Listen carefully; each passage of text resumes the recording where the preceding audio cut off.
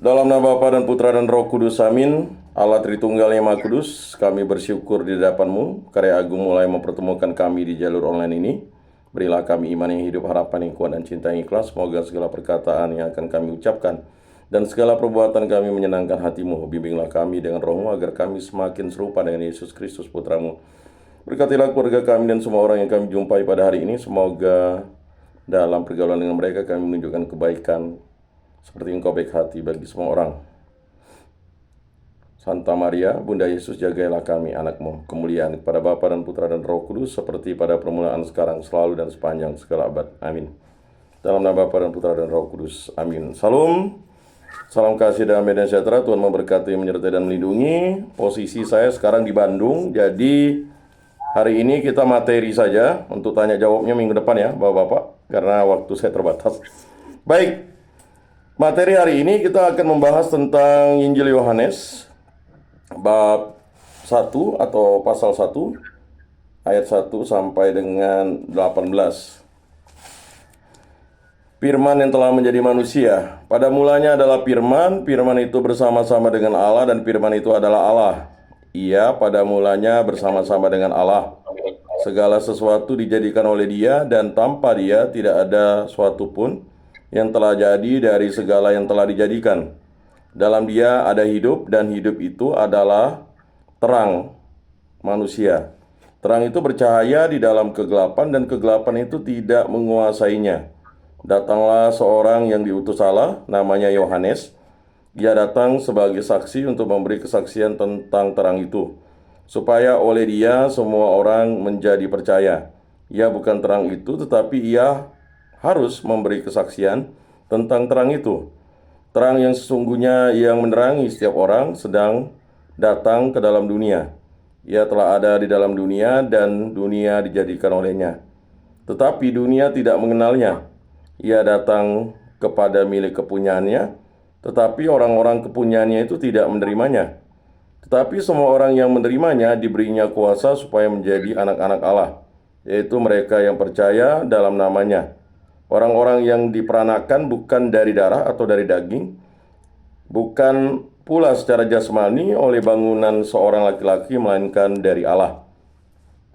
Firman itu telah menjadi manusia dan diam di antara kita, dan kita telah melihat kemuliaannya, yaitu kemuliaan yang diberikan kepadanya sebagai anak tunggal Bapa, penuh kasih, karunia, dan kebenaran. Yohanes memberi kesaksian tentang dia dan berseru katanya, inilah dia yang kumaksudkan ketika aku berkata, kemudian daripadaku akan datang dia yang telah mendahului aku, sebab dia telah ada sebelum aku.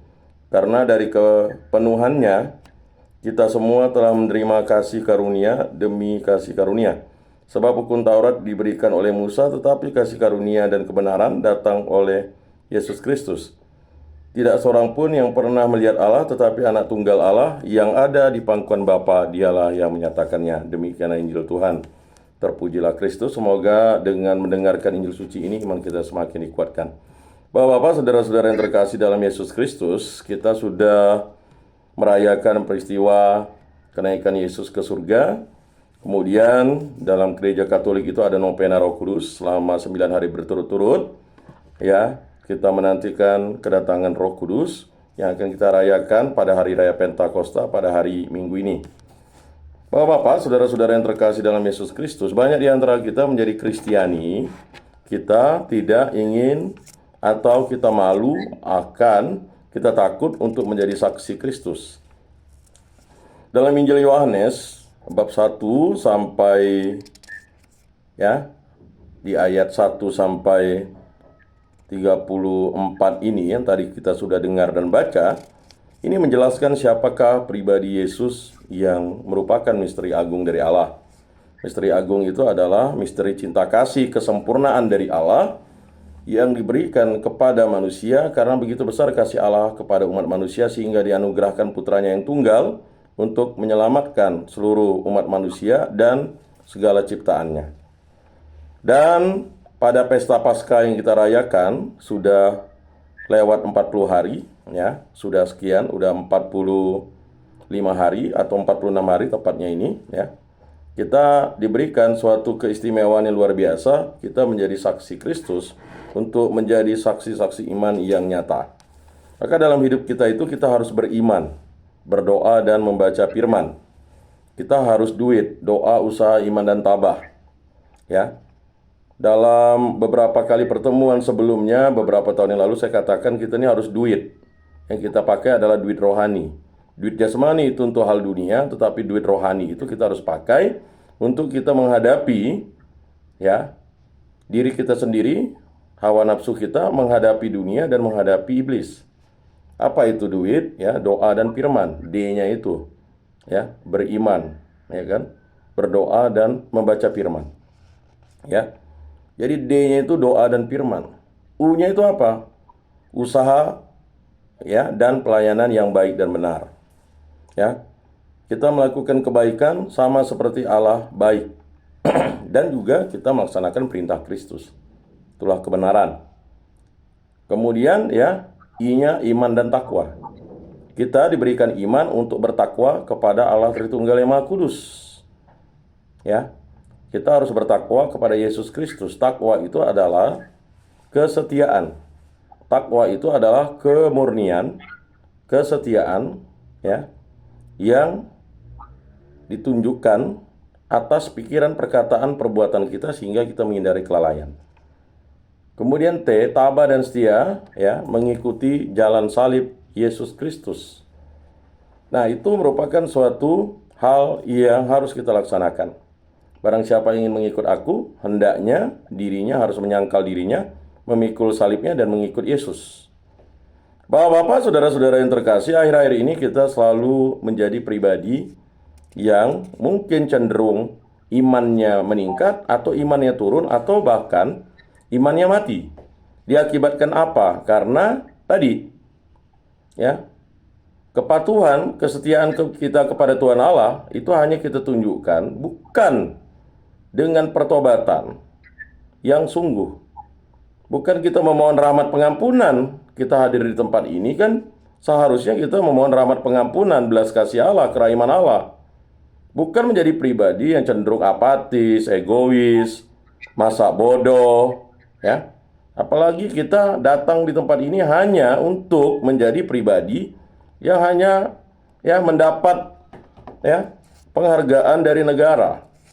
Artinya kita ikut kegiatan rohani itu hanya mengisi waktu ya. Hanya meluangkan waktu karena tidak ada pekerjaan di kamar-kamar kita.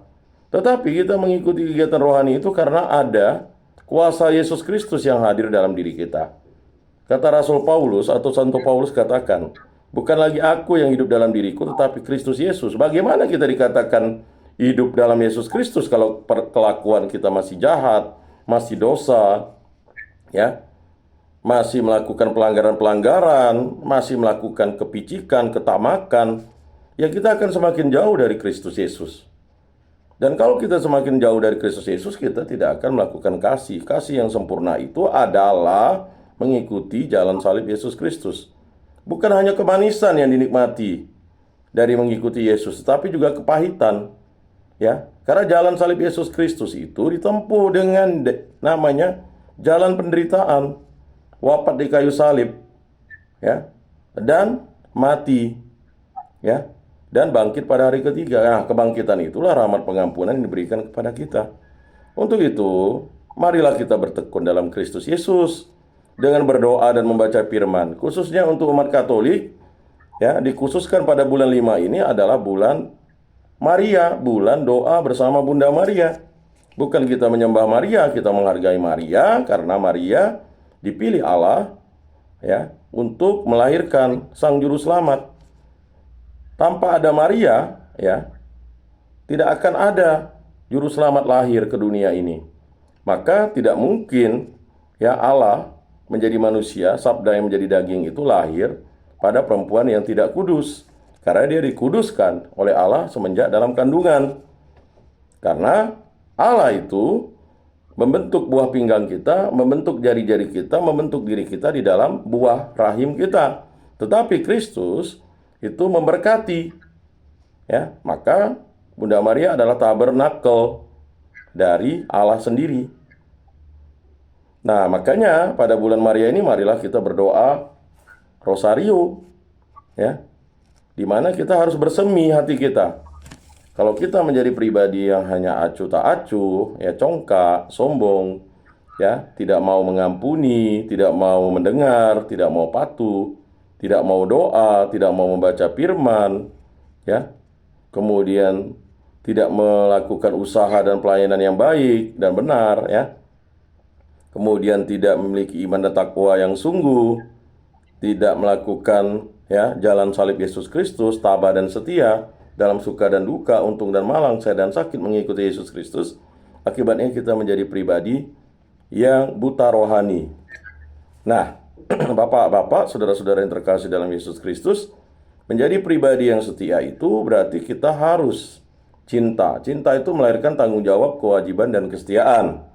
Sehingga membaca firman Tuhan itu adalah kesetiaan kita, kepatuhan kita, ketaatan kita. Dan kita memuji dan memuliakan Tuhan Allah itu dengan mendengarkan suara Tuhan Allah dalam firman dan sabdanya. Maka Injil Yohanes ini pada bab 1 ini ingin menegaskan dari kitab Kejadian sampai Wahyu itu firman Tuhan itu hadir di dalam diri manusia dan kita harus mendengar suaranya.